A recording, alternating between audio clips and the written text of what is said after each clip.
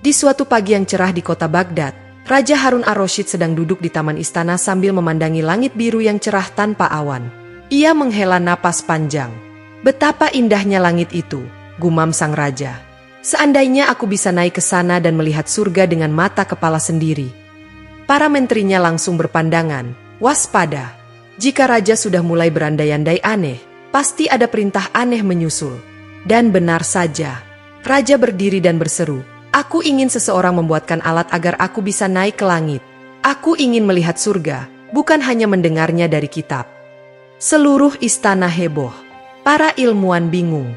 Tukang kayu, tukang besi, bahkan juru masak dipanggil untuk rapat dadakan. Tapi tak satu pun bisa membuat raja terbang ke langit. Akhirnya, nama yang pasti muncul di saat situasi buntu pun disebut tidak lain dan tidak asing, yaitu Abu Nawas. Abu Nawas dipanggil menghadap. Ia datang dengan tenang, memakai jubah lusuh dan sandal jepit dari kulit unta bekas.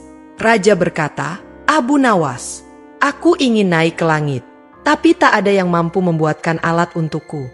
Kau terkenal cerdik. Apakah kau bisa mewujudkannya?" Abu Nawas mengelus janggutnya perlahan. "Paduka, permintaan itu tidak mustahil, tapi..." Raja mencondongkan badan, penasaran. "Tapi apa?" "Biayanya mahal dan perlu waktu 7 hari 7 malam tanpa tidur." Raja langsung menyetujui. "Kau akan mendapatkan semua yang kau butuhkan. Uang, orang, kuda, unta, bahkan gajah sekalipun." Abu Nawas tersenyum penuh misteri. "Hamba tidak butuh semua itu, Paduka. Hamba hanya butuh 1 karpet tua, 2 ayam betina, dan seekor kucing jantan." Raja, "Apa?" "Abu Nawas, percayalah, Paduka. Langit punya caranya sendiri, dan hamba hanya mengikuti petunjuknya." Dalam waktu sehari, permintaan Abu Nawas dikabulkan. Ia dikurung di halaman belakang istana dengan karpet tua, 2 ayam betina, dan seekor kucing jantan gemuk. Hari demi hari, ia tampak sibuk. Ia berbicara sendiri dengan ayam, mencatat sesuatu di dinding, dan bahkan mengajak si kucing berdiskusi. Pada hari ke-7, ia datang ke hadapan raja dengan wajah serius. "Paduka, malam ini adalah malamnya. Tapi Paduka harus tidur lebih dulu dan bermimpi. Dalam mimpi itu, Paduka akan naik ke langit." Raja bingung. "Kau ingin aku naik ke langit lewat mimpi?"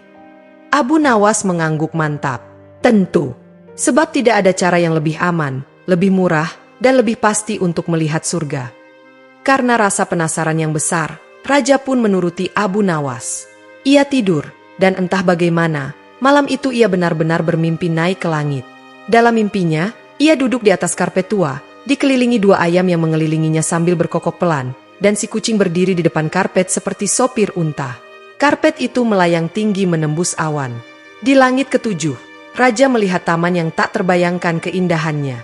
Bunga-bunga bersinar, burung-burung berkicau sambil mengucap salam, dan ada sungai susu serta madu mengalir deras. Tiba-tiba, muncullah seorang malaikat penjaga surga yang bertanya, "Apa yang kau bawa untuk masuk ke sini?" Raja panik. Ia tak membawa apapun kecuali jubah kerajaan dan mahkota. "Kalau begitu," kata malaikat, "kau hanya boleh melihat, tidak boleh masuk." Lalu karpet turun perlahan. Sebelum sampai ke bumi, mimpi itu terputus. Raja bangun keesokan paginya dengan wajah campur aduk. Terharu karena keindahan surga, tapi kesal karena tak bisa masuk. Ia memanggil Abu Nawas. "Kau benar, aku melihat langit, tapi mengapa aku ditolak masuk ke surga?" Abu Nawas tersenyum kalem. "Paduka tidak membawa bekal amal, bukan?" Raja terdiam. "Hamba cuma bisa mengantar Paduka sampai pintu. Untuk masuk, Paduka sendiri yang harus bersiap." Raja termenung, lalu mengangguk pelan. Seminggu kemudian, raja memanggil Abu Nawas kembali. Tapi kali ini dengan wajah penuh senyum. "Abu Nawas, mulai hari ini, kau kuangkat menjadi penasihat mimpi istana." Abu Nawas nyaris tersedak kurma. "Penasihat mimpi?" Raja tertawa. "Ya, karena hanya kau yang bisa membuatku naik ke langit tanpa membahayakan nyawaku." Seluruh istana pun kembali dipenuhi gelak tawa. Tapi tak satu pun tahu bahwa 2 ayam betina itu kini bertelur emas. Dan si kucing jantan? Ia pindah ke istana kerajaan dan mendapat gelar kucing penuntun langit. Dan begitulah, dalam kecerdasannya yang penuh humor, Abu Nawas berhasil memenuhi permintaan raja yang luar biasa, dengan cara yang luar biasa pula. Karena baginya, akal sehat dan kelucuan seringkali bisa mengalahkan keajaiban yang dicari manusia terlalu jauh.